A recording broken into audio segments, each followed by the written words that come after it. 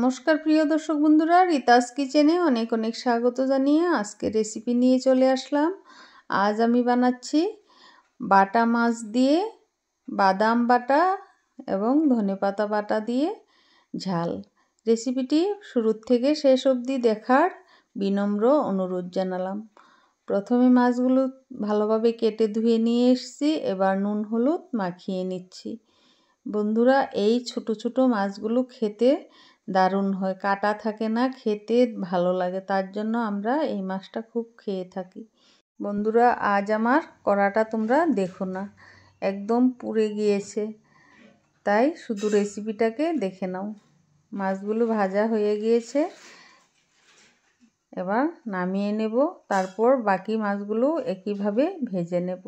এই মাছগুলো কাটা একদম কম থাকে, তার জন্য খেতেও ভালো লাগে, রাঁধতেও ভালো লাগে। বাকি মাছগুলো ভেজে নিয়ে তারপর আমি একটি মশলা বানিয়ে নেব। বন্ধুরা, রেসিপিটি শুরু থেকে শেষ অবধি দেখে একটা লাইক কমেন্ট করতে ভুলো না। এবার একটি মশলা বানিয়ে নিচ্ছি। এখানে বাদাম ছিলে নিয়েছি, কাঁচা লঙ্কা নিয়েছি 7-8টার মতো, পেঁয়াজ কুচি নিয়েছি, টমেটো নিয়েছি, রসুন নিয়েছি কয়েক কোয়া, নিয়েছি ধনেপাতা 1 মুঠি। এগুলো একসাথে পেস্ট করে নেব। বন্ধুরা, রেসিপিটি দেখে ভিডিওতে একটি লাইক দিতে ভুলো না, আর কে কোথায় থেকে দেখছো একটু কমেন্ট করে জানিও, যাতে আমি তোমাদেরকে থ্যাঙ্কস দিতে পারি। এবার মশলা পেস্টটা বানিয়ে নেব। এইভাবে একবার তোমরাও বাড়িতে বানিয়ে খেয়ে দেখো, অবশ্যই দারুণ হবে খেতে। ঠান্ডার দিনে এই রকম মাখা তরকারি খেতে গরম গরম ভাত দিয়ে দারুণ লাগে। বাদামগুলো আমি 2 ঘন্টা আগে ভিজিয়ে রেখেছিলাম, তারপর হাত দিয়ে ডলে ডলে ছালগুলো ছাড়িয়ে নিয়েছি। এবার কড়াইতে তেল দিয়ে ফোড়নে দিয়েছি কালো জিরে। এবার পেস্ট করা মশলাটা দিয়ে দিলাম, ভালোভাবে কষিয়ে নেব যতক্ষণ তেল ছেড়ে না আসে। এবার দিয়ে দিচ্ছি হলুদ গুঁড়ো, শুকনো লঙ্কার গুঁড়ো, দিয়ে দেব স্বাদ মতো নুন।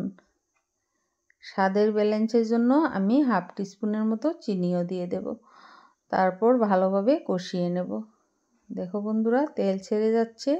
এবার দিয়ে দিচ্ছি মশলার বাটি ধোয়া জলটা, দিয়ে মাছগুলো দিয়ে দিলাম।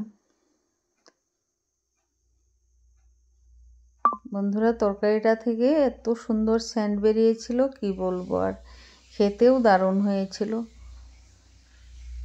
এবারে আমি 5 মিনিটের মতো ঢেকে রেখে দেব। ফিরে এলাম 5 মিনিট পর, দেখো কালারটা কত সুন্দর চলে আসছে। এবারে দিয়ে দিলাম একটি কাঁচা লঙ্কা। এবার গরম গরম সার্ভ করে নিলাম। ফিরে আসবো নতুন নতুন রেসিপির সাথে। সবাই ভালো থেকো, সুস্থ থেকো, আর আমাকে অনেক অনেক সাপোর্ট করে এগিয়ে যেতে সাহায্য করো বন্ধুরা। ধন্যবাদ।